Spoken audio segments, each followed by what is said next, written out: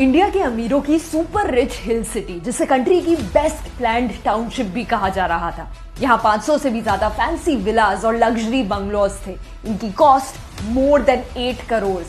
पर ये सारे एक्सपेंसिव बंगलोज आज एकदम बंजर पड़े हैं। जो सड़कें खूबसूरत फूलों से कवर्ड होती थी, आज डेडली पॉटहोल से भरी है। लोगों ने यहाँ अपनी पूरी लाइफ सेविंग इन्वेस्ट की, पर आज इस सिटी को खरीदने के लिए कोई तैयार नहीं है।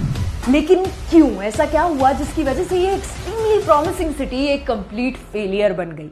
2006 में महाराष्ट्र में वेस्टर्न घाट्स के पास ये सिटी बनाई गई। 10,000 एकड़ से भी बड़ी। मुंबई और पुणे से ये सिटी बस 2 घंटे की कार राइड दूर है। इस सिटी को एरिस्टोक्रेटिक इंग्लिश डिजाइन और रॉयल इंडियन आर्किटेक्चर का परफेक्ट ब्लेंड बोला जा रहा था। इनफैक्ट ये इंडिया की पहली इंटीग्रेटेड हिल सिटी थी, क्योंकि यहाँ इंडिया का पहला ऐसा एयरपोर्ट था that was meant only for private aircrafts. और इसमें थी एक लंबी 1300 यार्ड्स की एयर स्ट्रिप। इनफैक्ट यहाँ पर वाटर एयरक्राफ्ट के लैंडिंग के लिए एक वाटर डोम भी था।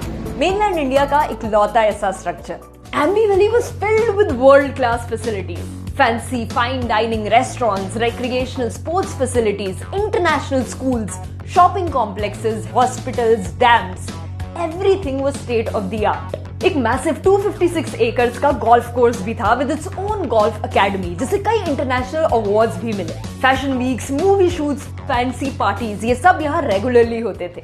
इस सिटी को बनाने वाली कंपनी थी दी इनफेमस सहारा इंडिया, जो कि अपने स्टार्टिंग डेज में काफी ग्रो कर रही थी। 1978 में ये कंपनी स्टार्ट हुई और बस 30 सालों में it became India's largest residuary non banking company. Sahara was an empire with an extensive media network and many famous hotels. In fact, एक टाइम पर सहारा एक कमर्शियल एयरलाइन भी ऑपरेट करती थी, एक आईपीएल टीम को ओन करती थी, एक F1 टीम के स्टॉक्स ओन करती थी, इंडियन हॉकी टीम को भी स्पॉन्सर करती थी और यहाँ तक कि इंडियन क्रिकेट टीम की लीड स्पॉन्सर भी थी। और इस कंपनी का मास्टरमाइंड था ये एक इंसान, Subrata Roy, who lived in massive luxury. He organized many splendid parties, जिसे कई फेमस मूवी स्टार्स, पॉलिटिशियंस और बिजनेसमैन अटेंड करते थे। बट सुब्रतो रॉय की लाइफ एकदम ड्रास्टिकली चेंज होने वाली थी, क्योंकि एक मैसिव स्कैम बाहर आने वाला था। ऐसा scam that changed the life of not just this man but also the lives of many who had invested in the promising Aamby Valley. 2010 में पता चला कि रॉय की 2 सहारा कंपनीज ने 24,000 करोड़ से भी ज्यादा पैसे लिए थे from more than 3 crore people.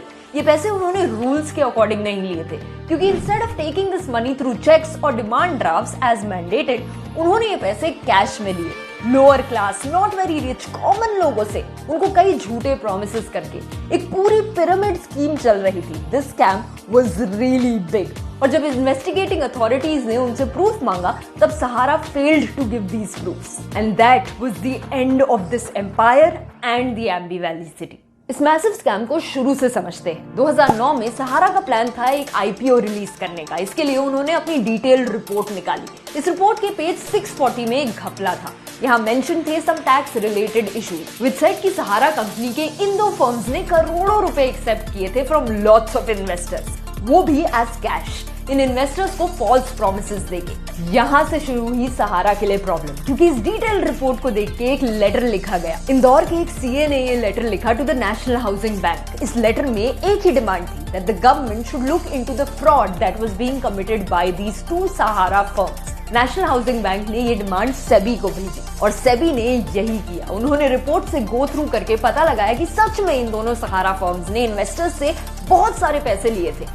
तो सेबी ने सहारा को एक स्ट्रिक्ट ऑर्डर दिया। उन्होंने सहारा ग्रुप को बिल्कुल बैन कर दिया from raising any public money, and they asked these 2 Sahara firms to return more than 24,000 crore rupees to more than 3 crore investors. Sahara को ये बात बिल्कुल नहीं जमी। पहले तो उन्होंने एक इंटेंस न्यूज़पेपर एड निकाला जिसमें उन्होंने सेबी को ब्लेम किया। फिर उन्होंने कोर्ट से अपील की, बट सुप्रीम कोर्ट ने भी सेबी के ऑर्डर को माना। इनफैक्ट सुप्रीम कोर्ट ने तो एक और डिमांड रखी। सहारा को 24,000 करोड़ तो लौटाने ही थे और साथ ही 15% पर एनम का इंटरेस्ट भी देना था, और ये सब उन्हें 90 डेज के अंदर ही सेबी को दे देना था। इन पैसों को सेबी इन्वेस्टर्स को लौटाती। अब सहारा ने एक और मूव खेला। उन्होंने सेबी को कुछ 5,000 करोड़ तो दिए, लेकिन बाकी का पैसा नहीं दिया। ये बोल के कि बाकी का पैसा उन्होंने इन्वेस्टर्स को डायरेक्टली रिफंड कर दिया है। ऑफ कोर्स सेबी को गुस्सा आया और उन्होंने सहारा से इन इन्वेस्टर्स की डिटेल्स मांगी। तब सामने आया इस स्कैम का एक और मिस्टीरियस पार्ट। पहले तो सहारा ने बहाना मारा कि बहुत सारे डॉक्यूमेंट्स हैं। उन्होंने बोला कि उनके 500 लोग 20 फोटोकॉपिंग मशीन्स में पूरे दिन इनकी कॉपीज निकाल रहे थे, बट फिर भी it wasn't possible to do it in time. Clearly this feels like an exaggerated बहाना, बट चलो ठीक है, इसको सच मानते हैं। बट फिर आए और झूठ पे झूठ। उन्होंने बोला कि गर्मी के महीने चल रहे हैं, so their staff has gone for a holiday. इसका जवाब सुप्रीम कोर्ट ने बहुत फनी स्टेटमेंट के साथ दिया। बोला कि सहारा कोई किंडरगार्टन चला रहा है क्या कि उनका स्टाफ समर टाइम में गायब है। जब सहारा ने डॉक्यूमेंट्स भेजे भी तो बहुत रैंडम ऑर्डर में भेजे और डेडलाइन खत्म होने के बाद भेजे। 127 trucks with 31,000 cottons of documents. That's crazy.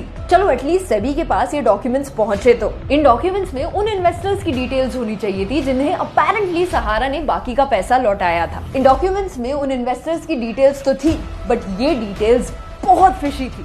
8,000 ऐसे इन्वेस्टर्स थे जिनके एड्रेसेस वर अनट्रेसेबल। इनफैक्ट सुप्रीम कोर्ट के जज ने भी कहा कि इन इन्वेस्टर्स के नाम seem totally unrealistic, fictitious and made up.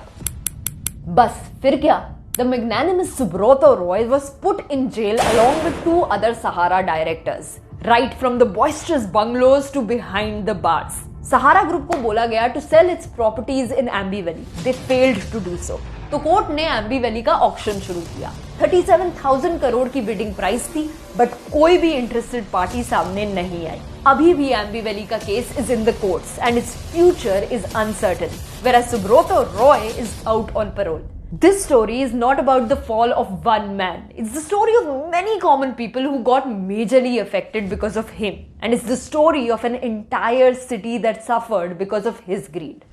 Hello humans, have you ever heard of Ambi Valley? Let us know in the comments. अगर geopolitics पसंद है तो हमारी सीरीज Beyond Borders की बाकी वीडियोस देखना मत भूलना from our playlist. और हाँ, हमें अपना valuable time देने के लिए a huge thanks to you.